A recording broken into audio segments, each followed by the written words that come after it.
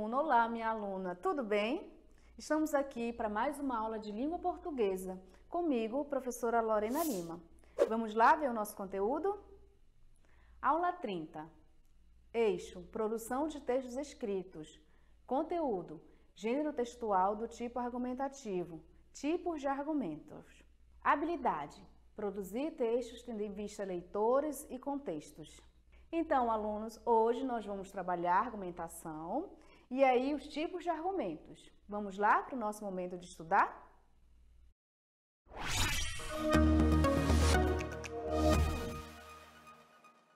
Então, meus alunos, como o conteúdo é argumentação, é processos de escrita, eu resolvi trazer para vocês a experiência com os meus alunos virtuais, nesse contexto que nós estamos vivendo.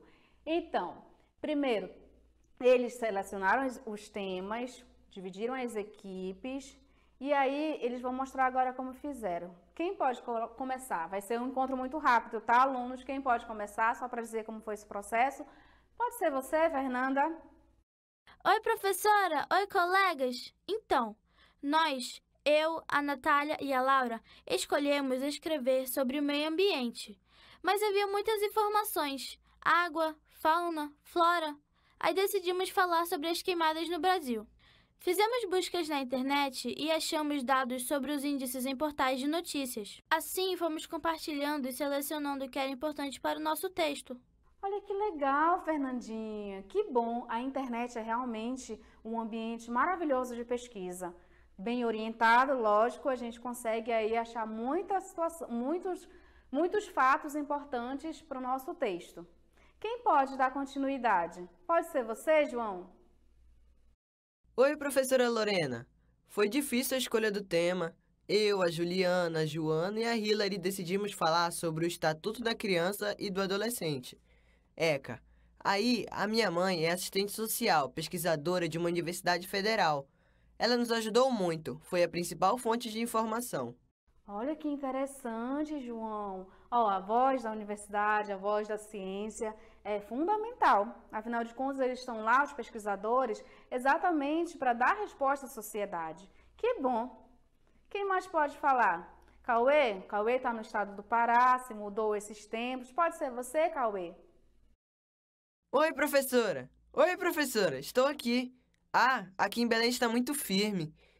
Saí todo dia depois do almoço. Então, professora, nós fizemos pesquisa sobre a acessibilidade das pessoas portadoras de necessidades especiais, porque é um tema que precisa ser discutido, mas ainda não terminamos.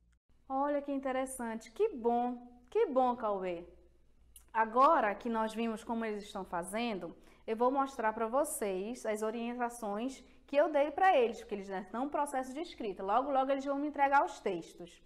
E depois a gente vai analisar dois, porque as equipes estão mandando, eu estou resolvendo, aliás, eu estou corrigindo e devolvendo para eles.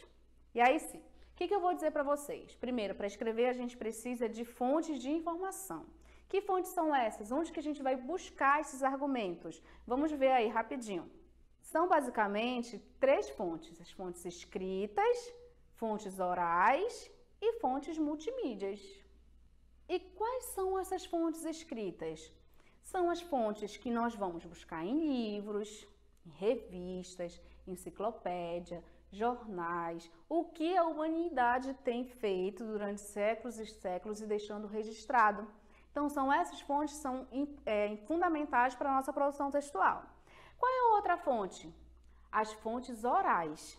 Como o próprio nome diz, são as palestras, os pesquisadores, são pessoas que estão num ambiente científico, estudando, que podem dar voz. Nós professores também temos autoridade para falar. E aí, a terceira fonte? A terceira fonte são as multimídias. Viu que eles começaram fazendo trabalho, os alunos começaram fazendo trabalho com busca na internet. A gente pode fazer isso. Pode fazer busca em cinema, também é uma fonte importante, em documentários, e são vários e vários recursos hoje, recursos tecnológicos que nós podemos fazer, tá bom? Agora a gente vai ver quais são os tipos de argumentos. Bora lá para a tela. Tipos de argumentos. Primeiro que nós vamos ver é o argumento de autoridade, que é a citação baseada em especialistas no assunto. São duas formas da gente realizar essa citação, usar esse argumento.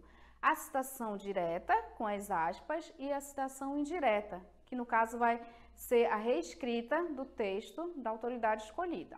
Olha o que é interessante. Quando a gente usa o discurso da autoridade, são discursos, citações que a gente vai fazer de pessoas que estudaram o assunto.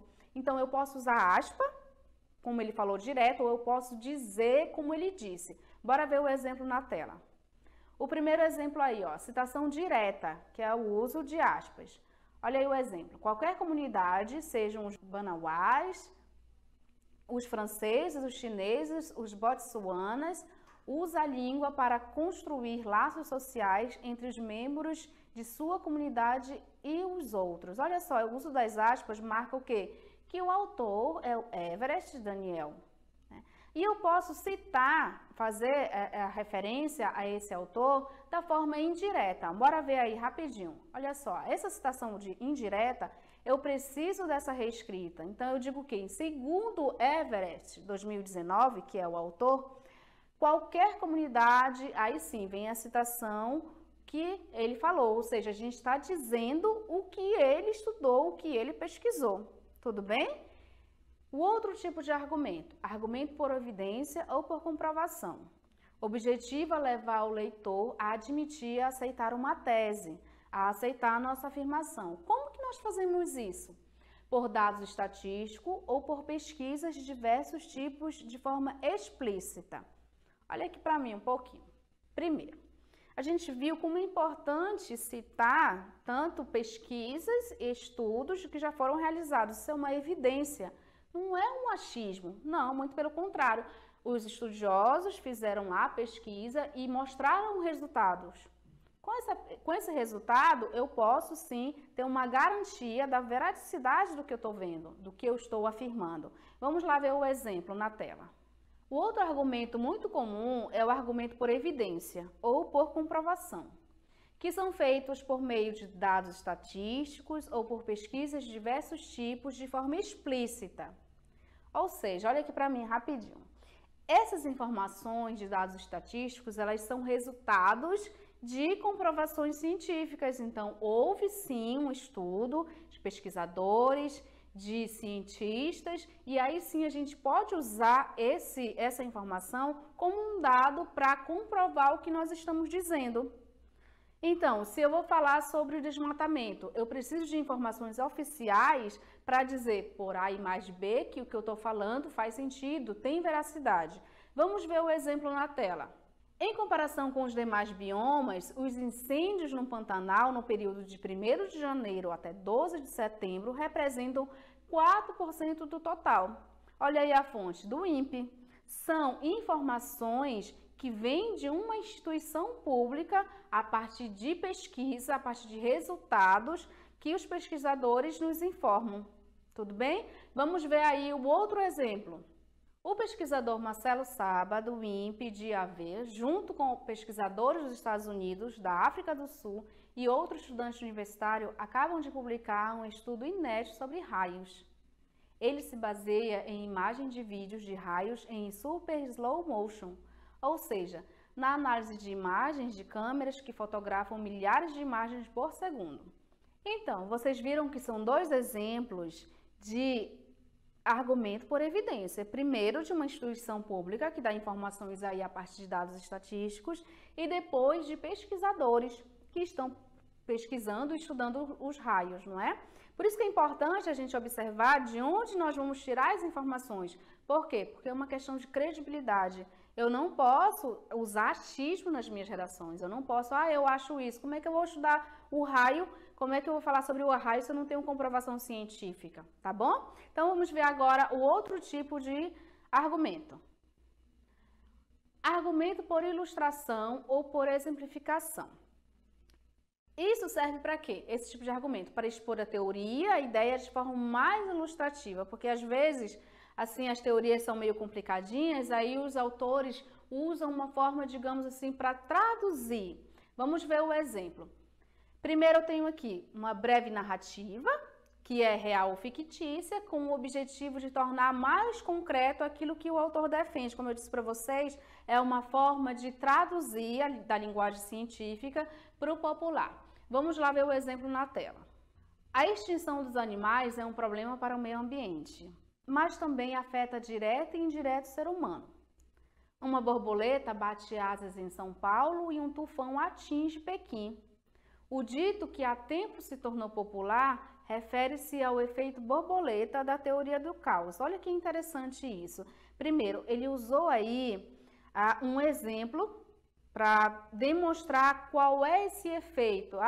Alguma coisa que acontece aqui no Brasil e que do outro lado tem efeito. E aí usou a teoria do caos, tá bom? Então agora nós vamos fazer o seguinte, nós vamos analisar duas redações dos alunos que me entregaram e aí para ver como eles usaram esses argumentos, tá bom? Vamos para a tela. As queimadas no Brasil. Nos últimos anos, os índices de queimadas no Brasil aumentaram consideravelmente. De acordo com Bianca Lobo, do site Climatempo, o número de focos de queimadas detectados pelo satélite de referência Aqua-MT, administrado pela NASA, é o maior nos últimos 5 anos, entre o período de 1º de janeiro a 17 de agosto de 2019. Além disso, nesse mesmo ano, houve o registro de 65.711 de focos de queimadas, valor aproximadamente 70% maior que o ano 2018, e o maior valor dos últimos 5 anos. Na mesma linha, a revista Planeta afirma que o aumento das queimadas aumentou 82% em relação a 2018. E os estados que apresentam os maiores aumentos no número de queimadas em comparação com 2018 foram Mato Grosso do Sul, com uma alta de 260%, Rondônia, com um aumento de 198%, Pará, com 188%, Acre, com 176% e Rio de Janeiro, com 173%. Há muitas causas para o aumento desse número, como questões climáticas, o avanço do setor agropecuário, além da falta de fiscalização eficiente por parte dos governantes. Cabe à sociedade refletir sobre a situação e cobrar políticas públicas mais efetivas no combate ao fogo. Então, esse é um texto de uma aluna, da Rose Lima, também do 5º ano. Vamos voltar para ver como ela fez a argumentação. Primeiro ela começa com uma afirmação. Qual é a afirmação? Nos últimos anos, os índices de queimadas no Brasil aumentaram consideravelmente. Ok, isso é uma informação que cada um pode fazer, qualquer pessoa pode fazer. Mas o que ela faz para comprovar que os índices de queimadas aumentaram?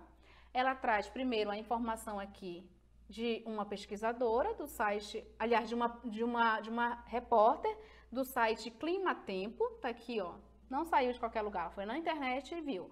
O número de focos de queimadas detectados pelo satélite de referência, a Aqua-MT, aí sim, administrado pela NASA, é o maior nos últimos 5 anos. Primeiro argumento, gente, esse aqui, não é? E aí complementa, claro, com a informação nesse período, no período de janeiro a agosto. Além disso, olha só, além disso, outra informação complementar. Nesse mesmo ano, houve o registro de 65.711 focos de queimadas. Né? Tudo para colaborar aí com a primeira argumentação, né? Que é 70% maior que o ano 2018. E aí, isso é o suficiente? Para a aluna, não. Ela complementou, na mesma linha, ela trouxe uma outra argumentação. Da onde? Da revista Planeta. O que diz essa argumentação? Primeiro, que o aumento das queimadas aumentou, olha aqui o nível, o índice de queimada aumentou, em que período, aliás, em que porcentagem? 82% em relação a 2018. Aí ainda tem a informação, os estados com a numeração, com a porcentagem de cada um, não é? Primeiro Mato Grosso, depois Rondônia, aí eu tenho Pará, Rondônia, Pará, eu tenho Acre e o Rio de Janeiro. Olha só, não é uma informação aleatória. Eu preciso, para eu dizer que os índices aumentaram, eu preciso de fontes, né? E aí sim, Na outra argumentação, ela vai falar as causas. Então, há muitas causas para o aumento desse número. Primeiro, questões climáticas, depois, avanço do setor agropecuário e, complementando a isso, a falta de fiscalização. Olha como essa aluna foi organizando. Primeiro, ela vem trazendo dados estatísticos, depois ela vem falando as causas. E aí sim ela vai passar para a conclusão. Cabe o quê? Cabe à sociedade refletir sobre a situação e cobrar as políticas públicas mais efetivas de combate ao fogo. Tá vendo como é interessante? Quando a gente busca essas fontes, a gente tem mais segurança na escrita, né? Por quê? Eu posso dizer que os índices de queimada aumentaram? Posso, desde que eu comprove, desde que eu traga informações a partir de dados estatísticos, a partir de pesquisas, a partir de outras fontes que façam com que o que eu estou falando seja acreditado, que tenha veracidade. Não dá para informar de qualquer forma, não dá para escrever de qualquer forma. Então, agora a gente vai ver o outro texto, tá bom? Vamos à tela. ECA.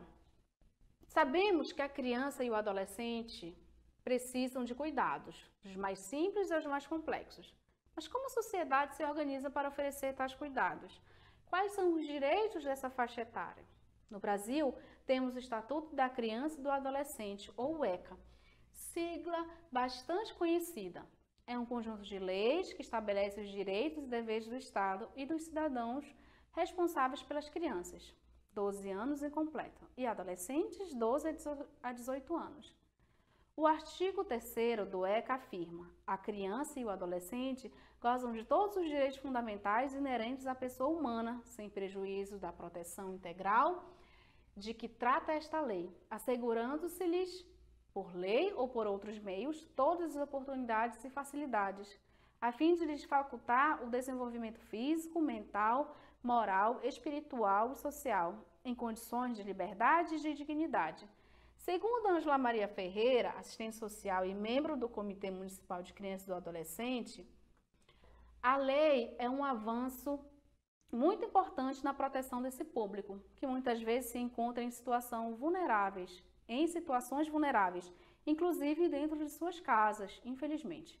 Por isso, é fundamental que o Estado, a família e a sociedade em geral estejam alertas e disponham de um documento legal para amparar as ações relacionadas aos direitos da criança e do adolescente.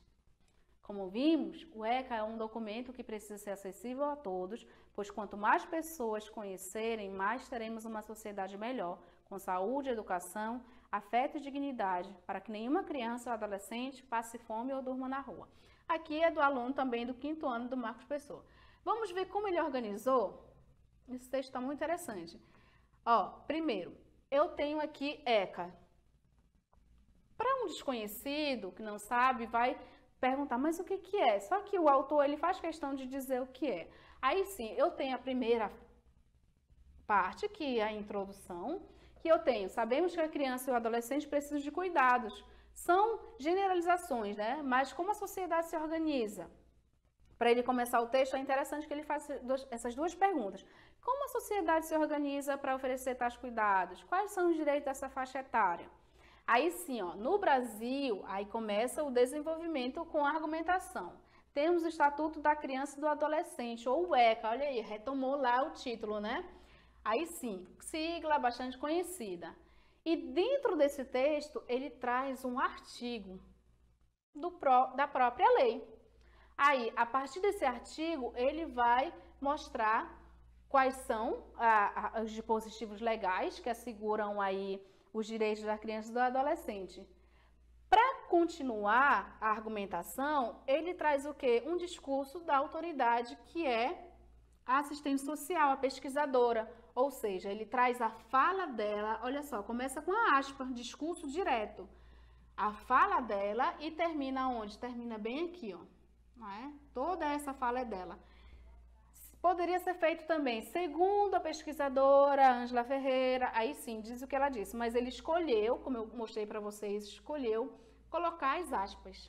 Ou seja, é toda uma fala, um discurso da autoridade para complementar aí, para garantir a fala de quem está explicando, né, de quem estudou o assunto, ou seja, não é qualquer pessoa, ela estudou, ela com certeza fez mestrado, doutorado e tem aí legitimidade para falar. E como que ele finaliza? Olha só, como vimos, fechando o texto já.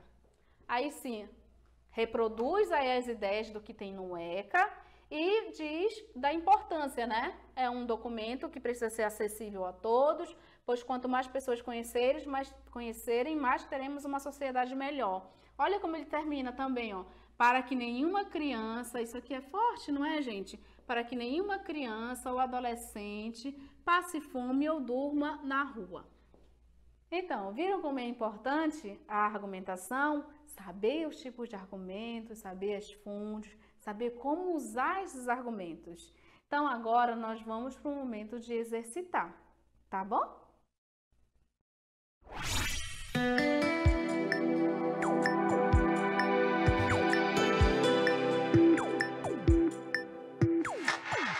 Agora é o momento do exercitando, e aí é o tempo que vocês vão ter para resolver, tá bom? Vamos ler as questões. Leia o texto. De acordo com o INPE, Instituto Nacional de Pesquisas Espaciais, o Cerrado é a segunda maior região biogeográfica da América do Sul e é considerada a formação savânica mais biodiversa do mundo. Com aproximadamente 2 milhões de quilômetros quadrados, ocupa cerca de 25% do território brasileiro. Questão. Que tipo de argumento é explícito no texto?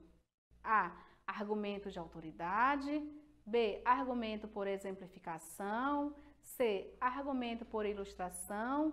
D. Argumento por evidência. Vamos ver a segunda questão. Leia o texto abaixo. Adolescente e o vício em games. Pode haver problemas por trás dos olhares fixos da garotada que dedica tempo e energia demais aos videogames. Uma pesquisa feita na Ásia com 3.000 crianças em idade escolar indicou que 1 em cada 10 era viciada em games. Segundo os pesquisadores, apesar de as crianças já apresentarem problemas comportamentais, o uso excessivo de videogames aparentemente agravou os distúrbios. De acordo com Douglas Gentili, diretor do Laboratório de Pesquisa de Mídia da Universidade dos Estados de Iowa, quando as crianças se viciam, depressão, ansiedade e fobias sociais se agravam. Quando elas conseguem superar o vício, esses problemas melhoram. Questão. Para convencer o leitor, o autor faz uso de A. Argumentos do senso comum. B. Argumentos de textos escritos. C. Argumentos de autoridade. E D. Argumentos de revistas e jornais. Agora sim, vocês vão ter um momento para responder, esse tempinho reservado.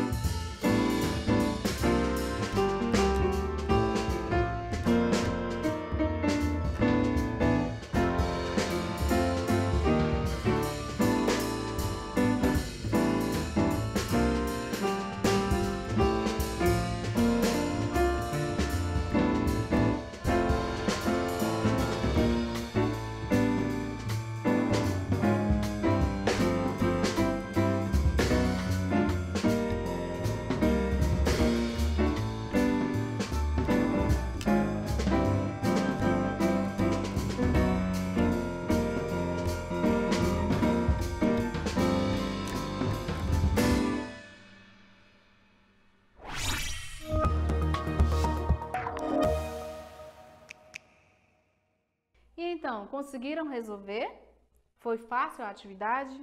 Vamos lá para ver como ficou? Leia o texto. De acordo com o INPE, Instituto Nacional de Pesquisas Espaciais, o Cerrado é a segunda maior região biogeográfica da América do Sul e é considerada a formação savânica mais biodiversa do mundo. Com aproximadamente 2 milhões de quilômetros quadrados, ocupa cerca de 25% do território brasileiro. A questão pediu o quê? Que tipo de argumento é explícito? O que é explícito é mostrado, né? Então, que tipo de argumento é mostrado no texto?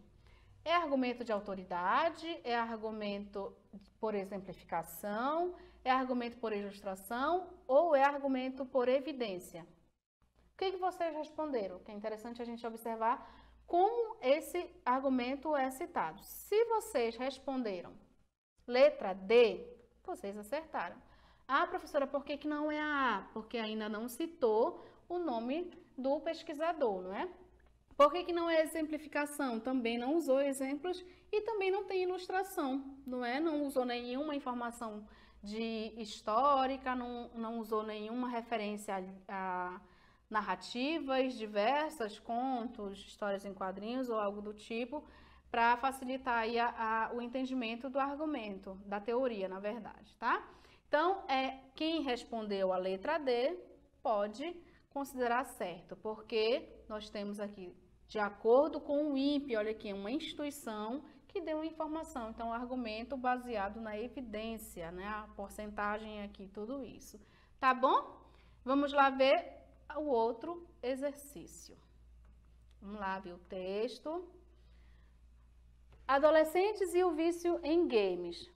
Pode haver problemas por trás dos olhares fixos da garotada que dedica tempo e energia demais aos videogames. Uma pesquisa feita na Ásia com 3.000 crianças em idade escolar indicou que 1 em cada 10 era viciada em games. Segundo os pesquisadores, apesar de as crianças já apresentarem problemas comportamentais, o uso excessivo de videogame aparentemente agravou os distúrbios. De acordo com Douglas Gentili, diretor do Laboratório de Pesquisa de Mídia da Universidade do Estado de Iowa, quando as crianças se viciam, depressão, ansiedade e fobias sociais se agravam. Né? Quando elas conseguem superar o vício, esses problemas melhoram. O que nós temos aqui nesse texto? Duas informações importantes, não é? Primeiro, eu tenho aí um dado estatístico, né? Pode haver problemas por trás dos olhares, primeiro. E depois eu tenho aí fala do Douglas Gentili, que é exatamente a resposta lá. Bora ver. Para convencer o leitor, o autor faz uso de quê? Faz uso do senso comum. O que é o senso comum, gente? É o que está na fala do povo, é o que nós saímos afirmando aí, são os nossos achismos. Ele usa argumentos de textos escritos? Não tem, né? Textos escritos tem? Não tem. Ele usa argumentos de autoridade? Sim, em um momento sim. Ele usou argumentos de revistas, de jornais? Não. O que nós temos? Quem respondeu aí? A letra C está certo. Por quê? Porque nós temos exatamente a fala de um pesquisador, não é? De quem? Aqui grifadinho do Douglas Gentili, que é o que está mais evidente. Começa com aspa aí e termina com as aspas, tá bom? Então, nós temos aí esse tipo de argumento. Então, confirmaram aí se responderam direitinho? Viram que tipos de argumentos foram usados? Ok, agora nós vamos voltar para o nosso resumo de conteúdo com a sala virtual para ver como os alunos se organizaram, tá bom?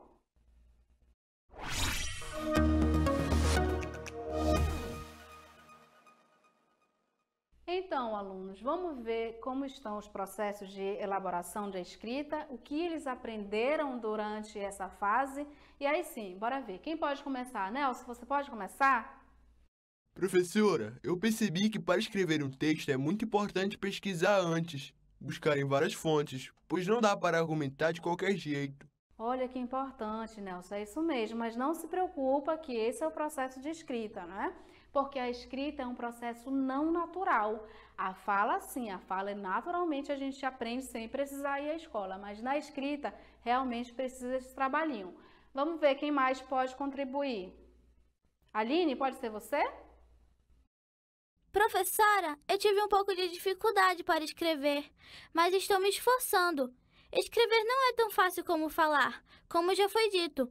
Por isso, eu estou bem atenta às suas orientações. Meus pais também estão me ajudando. Ainda vou entregar meu texto, tá? Ari, não se preocupa que a gente vai ter tempo, é esse mesmo processo. Que bom que os pais estão ajudando, fico muito feliz. E agora, quem é que pode continuar? Rogério, você pode finalizar essa parte, ver o que vocês fizeram, o que você aprendeu? Então, professora, antes de começar a escrever, eu revisei os tipos de argumentos para poder decidir o que eu ia usar na escrita. Vi basicamente os 3: argumento de autoridade, de evidência e o argumento de ilustração. Olha que interessante. Que bom. Assim a gente finaliza essa parte e aí retomamos num outro momento, tá bom? Tchau, tchau para vocês, alunos. Viram, gente? Que interessante esse processo? É assim mesmo. É um processo de busca, é um processo que não é natural, como a fala, por isso que precisa sim de empenho e dedicação, tá bom? Então vamos lá para as nossas considerações finais.